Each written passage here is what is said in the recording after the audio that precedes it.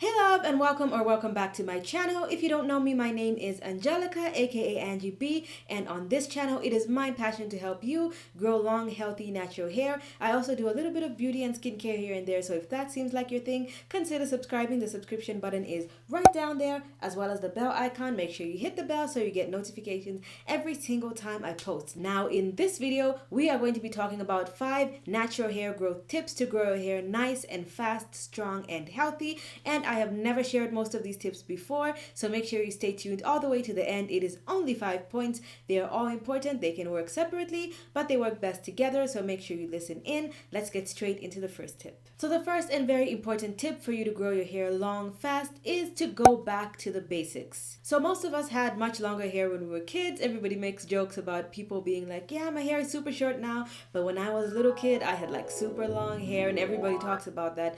But a lot of the times there is a reason, because when your hair was longer, it was a time when you didn't have your own hands in your hair.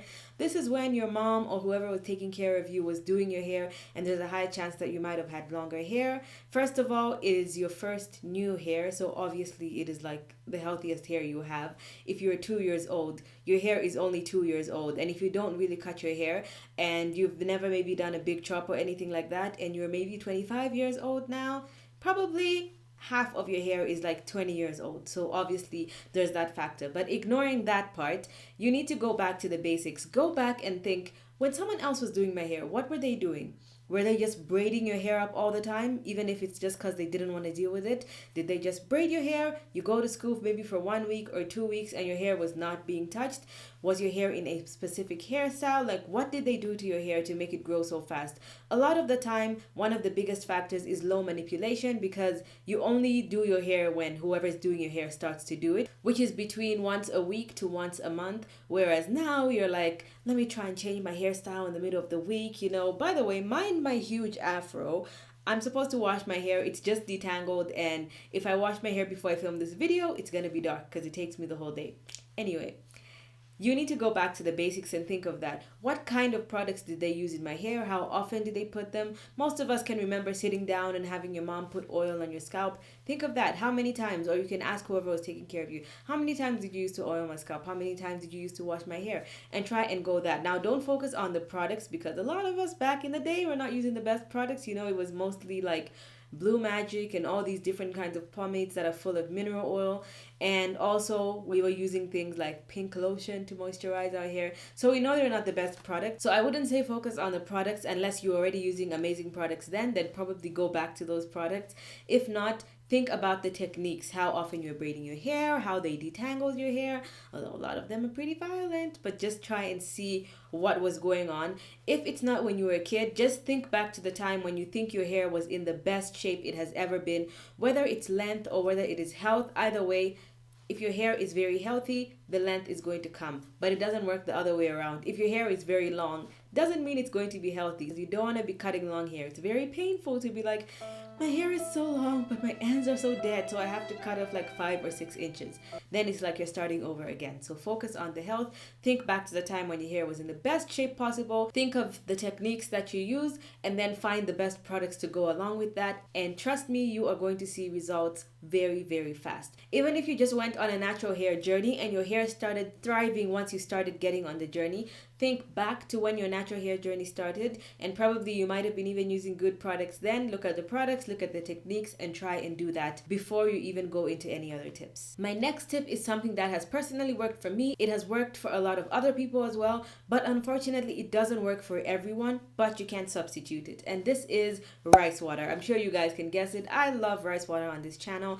I don't use it as often as you might think. People think I use rice water multiple times a week or multiple times a month. I usually only use rice water once to twice a month, or sometimes even just once a month. It just depends on the month and what I'm trying to do, if my hair is out, if it's in braids and all that kind of stuff. But one major thing I notice every single time I use rice water is less shedding. Now, less shedding adds to the health of your hair and the thickness of your hair, because obviously you have more hairs on your head, you're losing water, you're losing hair less. It is also a light protein treatment. It doesn't have that much protein in it, but it is a light protein treatment, and I always use it with a moisturizing conditioner. I always deep condition. I only leave it in my hair for 20 minutes now. Before, I would leave it in my hair up to 2 hours, but since I started using the Yao Women recipe, recipe. I'll link that video in the description box below, and in the comment section, maybe I'll pin the comment so you guys can see it. The Yao Women's recipe has literally changed the rice water game for me. Every single way I have done rice water has just not worked as well as this one. With my previous rice water videos, sometimes I would notice a boost in length, or sometimes I would even get 2 inches. I think that only happened once, and it was like 1.5 inches. When I used the Yao Women's recipe, I gained 2 inches in 2 weeks. That was ridiculous. That's basically 4 months of hair growth for me in a single month. So I did see big changes, but that doesn't happen all the time. What happens all the time though is that I get way less shedding, and it just makes my hair feel nice and smooth. And then another difference with the Yao Women recipe is, for some reason, all of a sudden my hair just absorbs product so much better, almost like medium porosity hair, because my hair is naturally low porosity, and you don't honestly have to do that test where you put your hair and let it float in water, because different factors can affect your hair when you're doing that kind of a porosity test. But if you test by the way products absorb into your hair, for example, if you have very high porosity hair, most likely when you put a product in your hair, it just literally dissolves, it absorbs into your hair very easily, and then possibly after a short while again your hair might even feel dry again, because as much as it's easy for your hair to absorb moisture and product, it is also easy for the product and moisture to leave your hair. And if your hair is medium porosity, that's kind of like the best, because you're like a happy medium between low porosity and high porosity. And if your hair is low porosity like mine, most of the time when you put products on your hair, if you don't add any heat, it just looks like the product is sitting on top of your hair, even if you just spray water. But recently products have been absorbing into my hair so well, and I highly attribute that to the rice water, because as far as I'm concerned, that's the only new product that has gone into my regimen. So I know that that's what's affecting my hair. So I really like that. Now, if you've tried rice water multiple ways, maybe the Yao Women recipe and a few other recipes, and it just doesn't work for you, it doesn't work for everyone. Unfortunately, there is a chance that it doesn't work for you. So if this doesn't work for you, I would highly recommend you replace it with something else that could work for you. It doesn't even have to be a natural treatment. I would just use rice water as a treatment step. So you can use a very nice heavy deep conditioning mask that you can leave in your hair. Make sure you go under a heat cap. If you want to replace it with something natural, you can try aloe vera gel.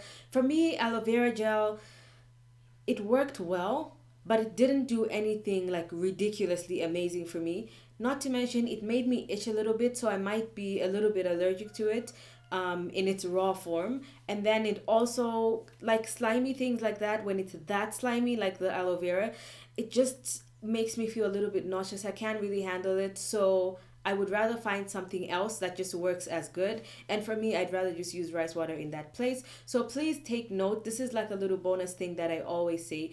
If something doesn't work for you, or you just don't like it, even if it works for you, find something else that works. I'm going to give you another perfect example. A lot of people say that banana hair masks work amazing, and this is something you could try and replace. Instead of doing rice water, you could try a banana mask. However, I think bananas are disgusting. I hate the smell. I hate the taste. I hate everything about bananas. Unfortunately, I wish I could eat them, because they are one of the most cheapest fruits that you can find all year round, and they're cheap even where I live. I would literally be eating banana every single day, but I cannot stand banana. So even if someone says banana is going to do something so amazing to my hair, I'm not going to use it, because I just won't enjoy my experience, and I'm less likely to want to continue using it because I know I already don't like it. When it comes to something like onion, however, I love onion in my food. I don't necessarily love the smell, but it's kind of like just in the middle. So if you guys would like me to try this whole onion juice craze that's going around, you can let me know and I'll try it. I'm not necessarily jumping at it, because onion doesn't smell the best and it kind of makes your eyes water. But I would pick onion over banana any single day. So that's just an example. If rice water doesn't work, replace it with another treatment. It could be a store-bought deep conditioning mask, or it could be something natural, whatever you want to try. This is something that has really helped, and I think it can help you too. The third tip is so important, guys, so please focus on this one. Maybe out of all of them, I'm not sure. Like I said, they all work best together, but this one is so important, and it is baby your ends. Please do this. The ends are the oldest part of your hair, just like I alluded to before. If you only trim your hair like maybe half an inch, a quarter inch, and you're like 20 years old, 25 years old, 35 years old, there's a chance that 3/4 of your hair is over 30 years old, over 20 years old, compared to the roots, which is literally fresh and new, probably just like 3 months old. So just think of that. Think of it like the way you think of your skin. As you get older, you start to use anti-aging products. You even start to maybe work out a little bit more because your metabolism is slowing down a little bit. Think about your hair in the same way. As your hair gets longer and longer, the hair at the ends is older and older. So it needs more extra care than the new hair that's at your roots. So let's say one day you decided to wash your hair and you realize you're out of deep conditioner, you only have a little bit left. I would rather recommend you put all your deep conditioner on half of your hair or even just the ends of your hair, because that's the oldest part of your hair. Don't put it on your roots. If you're out of product, put it on the ends. And now if it's just a regular day when you have your regular amount of products, I would still suggest you put extra on your ends. Start combing your hair from the ends to the roots, because again, if you comb your hair from the roots, you could break your ends off because the tangles are very fragile towards the end of your hair. You want to make sure, even if you put deep conditioner, oils, whatever on all of your hair, when you're completely done with the entire process, put some extra on your ends again, because they need that extra attention. Even throughout the week, if you don't have time to moisturize all your hair, please moisturize even just your ends, because every little thing makes a difference. Even if it's just a tiny adjustment to your regimen, it's going to make a big difference. So please focus on your ends. They are your baby. Another tip about your ends is to try your best to keep your ends off your clothes, off the elements and stuff like that. So for example, if your hair is like this, sure, your ends are more prone to dryness and breakage if you leave your hair and you constantly go out with your hair like this.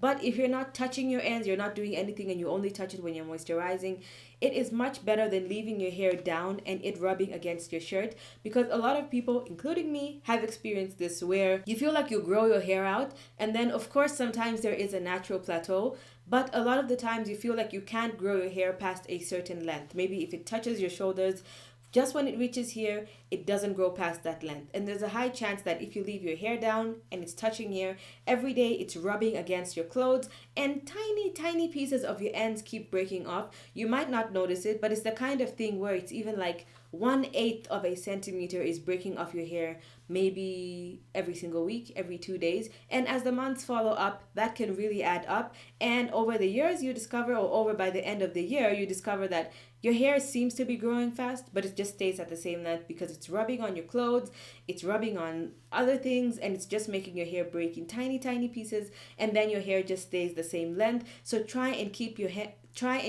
ends away from your clothes, away from the elements, and protective styles are also a great way to do that, and low manipulation styles, provided you do them correctly. If you do protective styles like braids and you're braiding them too tight, you could be adding other issues. So just try to keep your ends off your clothes, away from the elements, do head wraps and stuff like that. Your hair will thank you. You will start to see growth so fast, which leads me to my last tip on the ends, which is trim your ends. If your ends are dead, there is no way to repair them. There's all these split end repair masks, split end this and split end that. You can only make them appear better so that your hair doesn't look super frizzy and stuff like that. But the only way to get rid of a split end is to cut it off. So as soon as you see a good amount of split ends, please cut them off. And now let's go to the next point. So my next point that I highly recommend is to work on your hair in sections, whether you have a lot of hair or whether you have a little bit of hair.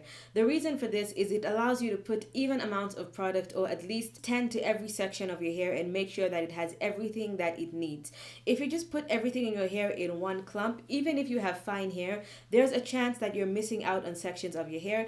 Think about it. If you are going to bleach your hair or to dye or relax your hair, you wouldn't just slap all of it on, because you know that certain sections inside your hair are not going to get access. So if you put things like bleach in your hair, you might find little patches where it's like black and then blonde in certain parts, because as much as it seemed like all your hair was damp and wet, certain parts didn't get enough product and attention as the rest of your hair. So you want to make sure you section your hair. Now the amount of sections depend on how much hair you have. For me, I usually section my hair into 4, and then those 4 sections are usually each divided into 2 or 4 again, depending on what kind of products I'm using. Now, if you have finer hair, you could probably manage to section your hair in 2 or maybe a maximum of 4, because it's really not needed to do in really tiny sections if you actually don't have that much hair. So Not sectioning your hair can result in you having little patches of broken hair, maybe at the crown of your head, maybe at the nape of your head, or maybe even on your edges, because you just kind of slap the product on and you don't really think about it and you just looks like, yeah, that looks like it's all over my hair. And then it's done. Sectioning your hair just ensures that it gets everything. Deep conditioner, I section my hair when I'm deep conditioning. Usually when shampooing, it's not that important as long as you have access to all your scalp, because usually the lather moves seamlessly between. But when it comes to conditioner, moisturizer, oils, and that kind of thing, I always section my hair because I always get the best benefits that way. So if you've never sectioned your hair before or you don't section, try it and see if it makes a difference. I would also advise that you don't section your hair in the exact same sections every single time, because that could result also in a little bit of breakage just in the area of where you make those sections. So just keep that in mind as well. And then the fifth point is a little bit similar to what I was saying about the ends, but very important. Please trim your hair when it is needed. Sometimes you might have single strand knots, you might have split ends, you might just have hair that is heat damaged, extremely thin compared to the rest of your hair, just some kind of damaged hair. And like I said, it is the oldest part of your hair. Please cut it off. Prolonging the time between your trims is only going to make your hair get more unhealthy, because if you have split ends, the split ends are just going to continue going up. And if you have things like heat damage or maybe chemical damage, there's a high chance that it's making other areas of your hair break, because when your hair is chemically or heat damaged at the end, it's kind of like straight and it sticks together a little bit more. So as you're detangling your hair, it's a little bit more difficult, and that can cause weak points in your hair and make it just break faster. Now, that being said, don't trim your hair too much. Do not keep a specific schedule of trimming your hair. Only trim your hair when you need it, because I hear a lot of stylists and just other natural hair YouTubers, and by the way, I'm not saying I am an authority or what I'm saying is correct. This is just my opinion and what has worked for me. Using a specific time frame does not work when it comes to trimming your hair, because your hair does not have a timer. It does not have a schedule and say, okay, exactly after 3 months from now, we are going to split all our ends so that Angie can go to the hair salon and trim it. No, sometimes your hair might start to split after 2 months because maybe you overprocessed it. Maybe the way you were combing it caused some other split ends and now you have extreme damage. You're going to have to cut that off if you did it in 1 month. However, you might have been taking care of your hair so well. It's been in protective styles, you've been tending to your ends, and your hair is just in amazing shape, and you maybe have like a quarter of an inch of split ends after 5 months. You might not have to trim your hair until after maybe 8 or 9 months. So don't follow a schedule and say every 2 weeks, every 6 weeks, every 5 months, I'm going to have to trim my hair. No, trim your hair when you see that it needs to be trimmed, when it has split ends. However, if it's maybe after an extended period like a year, even if you don't see the split ends, you might want to cut off maybe just like half of an inch to make sure that your hair is nice and just even and looks nice, because your hair doesn't necessarily grow at exactly the same rate at every single part of your hair. So if it's something you do maybe annually or every maybe 8 months, you might want to trim off even just the tiniest bit. But with short time frames, please do not keep a schedule. You will only be cutting off the hair you're growing, and you'll be wondering, I'm cutting off my split ends, I'm cutting off this, I'm taking care of my hair, but it's not growing. No, it is growing. You are just cutting healthy hair off your head. Now, the bonus point is definitely the most important natural hair tip. I would also say it's an important life tip, and this is patience. Patience combined with positivity. I believe that God, the law of attraction, however you want to put it, whatever you believe in, will always give you what you truly want if you truly believe in it, if it's a positive thing. If you really want your hair to grow, truly believe that what you're doing is working, and you will start to see the positive changes. Even if they're small changes, maybe you only used to grow a quarter of an inch a month and now you grow half an inch a month, or maybe your hair has been looking really dull and healthy, and all of a sudden it's just perked up and it started to look better. If you focus on the positive things, you will have a much more positive experience. You start to notice your hair changing faster, and being patient will just allow you to get literally anything faster, because you are not in a rush. You're just like, you know what, I'm chilled, I'm doing everything I'm supposed to do, the length is coming, The health is coming, instead of you just being like, I do everything, I've literally tried everything and my hair is not growing. I do this, my hair doesn't look like Angelica's, my hair doesn't look like whatever, like any other popular natural hair YouTuber. If you watch their channel and you're comparing your hair to their journey, it might seem like whatever you're doing is just not working. I would just say everybody's natural hair journey is completely different. Everybody's hair texture, everybody's lifestyle is different. Maybe the person has a better diet than you, maybe you have a better diet than them, maybe they work out. So many different factors go into your hair growing. So please just be positive and patient, and the length and the health will come. Please let me know in the comment section below what natural hair tip has helped you grow your hair faster, or just seen any positive changes in your hair. I would love to know. Give this video a big thumbs up if you're enjoying it so far. Hit my face right there if you didn't subscribe in the beginning, and watch the 2 videos on the side of the screen right here if you'd like to see any of my older videos. Thank you so much for watching, and I'll see you guys in my next video. Bye!